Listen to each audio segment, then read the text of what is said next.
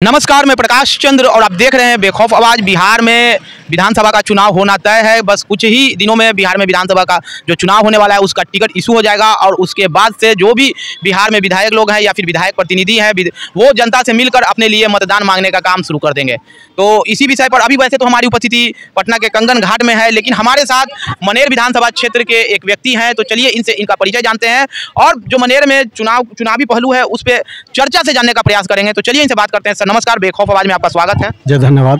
Sir, अभी जो मनेर में पूरे बिहार में चुनाव का माहौल चल रहा है, चुनाव होना है और आप मनेर से हैं। मनेर विधानसभा के जो विधायक हैं वो श्री भाई वीरेंद्र जी हैं। तो क्या कहिएगा उनके बारे में, कैसा रहा उनका अभी तक का कार्यकाल? माननीय भाई वीरेंद्र जी का कार्यकाल जो है मनेर की जनता तो देख ही रही है। मुख्य चीज़ तो उनके भतीजा का है। उनके भतीजा सोनू कुमार जो कि यूपी से आए हुए आशुतोष कुमार प्रभाकर कुछ साल पहले जो बेटा एयरफोर्स के पास सेल्समैन का काम किया करते थे, आज उनके साथ माननीय भाई वीरेंद्र विधायक जी के भतीजे के साथ संगठन बना करके और मंटू यादव जो अनंतपुर सरपंच के पति हुए, रिंकू देवी आशुतोष कुमार प्रभाकर के पति हुए, ये लोग संगठन बना करके सरकार की संपत्ति को, सरकारी जमीन और कमजोर व्यक्ति का जमीन, जिनका खानदानी जमीन है, कुछ पेपर में त्रुटि है, उस जमीन को बलपूर्वक ये लोग कब्जा कर लेते हैं। कब्जा कर करके Instagram, Facebook, YouTube, social media के माध्यम से प्रचार प्रसार कर करके और प्लॉटिंग कर करके दो कट्ठे कर करके बिहार के लोगों से बेच देते हैं। आप नाम ले रहे हैं कि सोनू कुमार भाई वीरेंद्र जी के भतीजे का नाम ले रहे हैं, तो केवल वही थोड़े हैं इस कार्य में तो अभी मनेर में ना जाने कितने लोग जुड़े हैं और वो काम कर रहे हैं। लगता है कि आपकी कोई पर्सनल दुश्मनी है क्या भाई वीरेंद्र जी से या फिर सोनू कुमार जी से?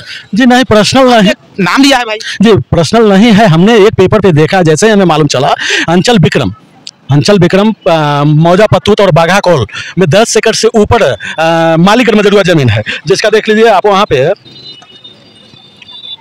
खाता 333, प्लॉट 3520, 1230, 3038, प्लॉट 2326 बटे 3520, 3820, खाता 6 प्लॉट 3522, बाघा कौल 174, ये सब जमीन मालीगढ़ में जरूर है। 10 एकड़ से ऊपर जमीन है। इसमें मंटू यादव जो अनंतपुर पंचायत के हुए, इनका भी का उसमें सहयोग है और बहुत सारे लोगों का संगठन है। यहाँ देखिए मंटू यादव एक अभी हाल फिलहाल में एक जमीन लिए हुए हैं मौजा अहियापुर, खाता 208, प्लॉट 980, जो कई एकड़ जमीन ये अपने नाम पे खरीद रहे हैं, बेच रहे हैं। ये लोग भू माफिया है, बालू माफिया में पहले भी आप देखे होंगे। सोनू कुमार माननीय विधायक जी के भतीजा कुछ साल पहले बालू के कारोबार में इनके यहाँ रेड पड़ा हुआ था। बालू माफिया भी हैं ये लोग, संगठन बना करके बिहार सरकार की जो सरकारी जमीन है उसको ये लोग लूटने का काम कर रहे हैं। आप बात को घुमा देते हैं और घुमा के सोनू कुमार जी पर लेके चले जाते हैं। कहीं कोई पर्सनल दुश्मनी वगैरह तो नहीं है? इस काम में मुख्य सोनू कुमार है। सोनू कुमार अपने भोकाल से यूपी के लोगों से आप कह रहे हैं सोनू कुमार, इससे पहले भी देखा गया था कि रेड पड़ा था मनेर में, एसएसपी साहब मारे थे और AK-47 तक बरामद हुआ था, उसमें तो उनका कहीं नाम नहीं आया। तो कहने का मेरा मतलब सीधा सीधी ये है कि मनेर में और भी बहुत लोग हैं जो भू माफिया का काम करते हैं, बालू माफिया का काम करते हैं। तो केवल सोनू कुमार जी को टारगेट किया जा रहा है, क्यों? क्योंकि वो विधायक जी के भतीजे हैं इसलिए? जी, सोनू कुमार विधायक जी के भतीजे हैं इसलिए। हमारे भतीजा का भी नाम है सोनू कुमार, उससे कोई नहीं पहचानता है।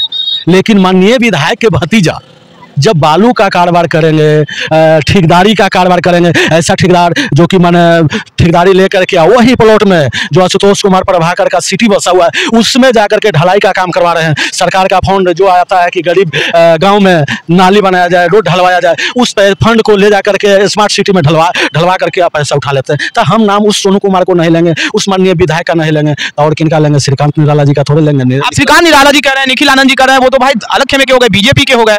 आप जो पूछे कि सोनू कुमार को माननीय विधायक जी के भतीजा को बार बार नाम ले रहे हैं, इस बात पे हमने बोला श्रीकांत वाला जी की टीम का है क्या? जी नहीं, हम किसी टीम का नहीं है, हम जनता है, आम जनता है। अच्छा, तो आम जनता है, तो फिर इन लफड़ों में पड़ने के पीछे क्या कारण है सर आपका?